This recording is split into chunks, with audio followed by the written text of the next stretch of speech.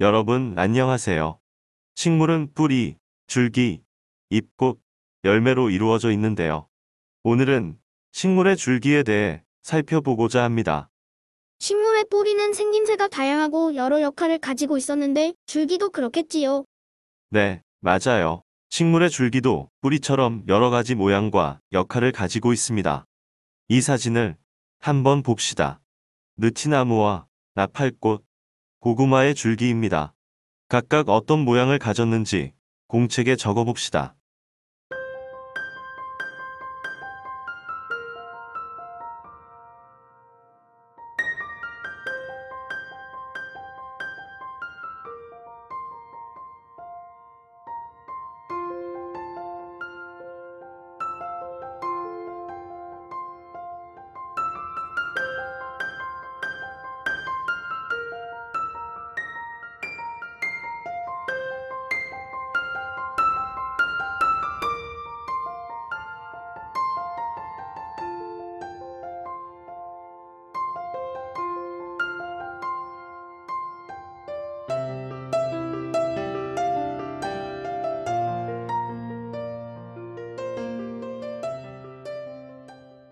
그럼 느티나무와 나팔꽃, 고구마의 줄기 생김새 차이를 이야기해 볼까요?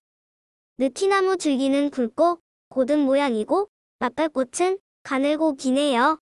나팔꽃 같은 경우는 혼자 지지하지 못해서인지 다른 식물의 줄기를 타고 올라가고 있네요.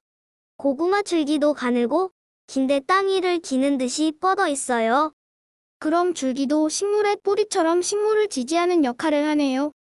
맞아요. 식물의 줄기는 식물을 지지하는 역할을 합니다. 식물 줄기의 다른 역할도 살펴봅시다. 여기 은행나무 줄기와 소나무 줄기가 있는데요. 여러분들도 경험이 있겠지만 은행나무와 소나무 줄기에 껍질로 둘러싸여 있지요. 식물의 줄기가 껍질이 있는 까닭은 식물의 줄기가 해충이나 세균 등의 침입을 막고 추위와 더위로부터 식물을 보호하는 역할을 하기 때문이지요. 이것도 한번 봐요.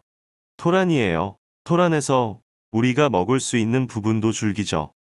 토란이 줄기였다고요? 그럼 식물의 줄기도 식물의 뿌리처럼 양분을 저장하는 역할을 하나요? 네, 그래요. 토란 말고도 감자, 마늘도 줄기에 양분을 저장하지요.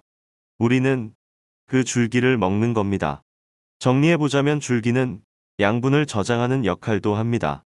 식물의 뿌리 때도 그렇지만 모든 줄기가 양분을 저장하는 것은 아니에요. 토란, 감자, 마늘 등 몇몇 식물만 줄기에 양분을 저장하지요. 식물 줄기의 마지막 역할은 실험으로 알아볼까요? 백합을 붉은 색소를 넣은 물에 담아 하루 정도 둡니다. 그리고는 백합의 줄기를 잘라 가로 방향과 세로 방향으로 자르고 그 단면을 관찰하지요. 우리는 실험을 할 수 없으니까 실험 결과를 사진으로 보여줄게요. 여러분들은 실험 관찰 36쪽 1번의 가로로 자른 단면과 세로로 자른 단면 그림을 그리고 그 특징을 써주세요.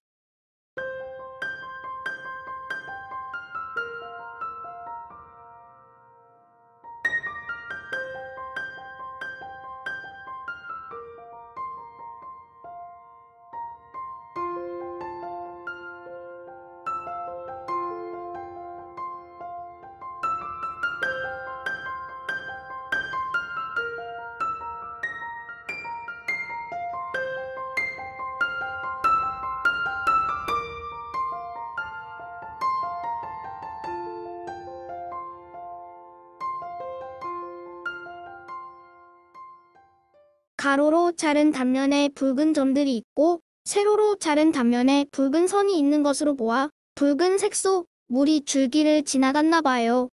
줄기가 물이 지나가는 곳이라면 물은 아래쪽에 있었으니까 줄기를 따라 위로 올라가는 것이겠군요. 맞아요. 줄기는 물을 아래에서 위로 보내는 통로 역할을 합니다.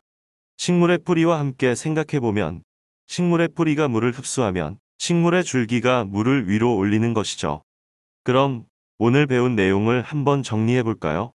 식물의 줄기는 어떤 역할을 했나요? 네, 선생님. 식물의 줄기는 식물을 지지하는 역할, 식물을 보호하는 역할을 합니다.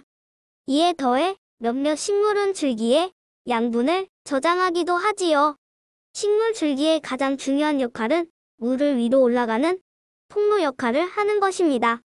맞아요. 다들 수고했어요. 식물 줄기의 4가지 역할을 공책에 써보세요. 오늘 과학 수업은 여기까지입니다.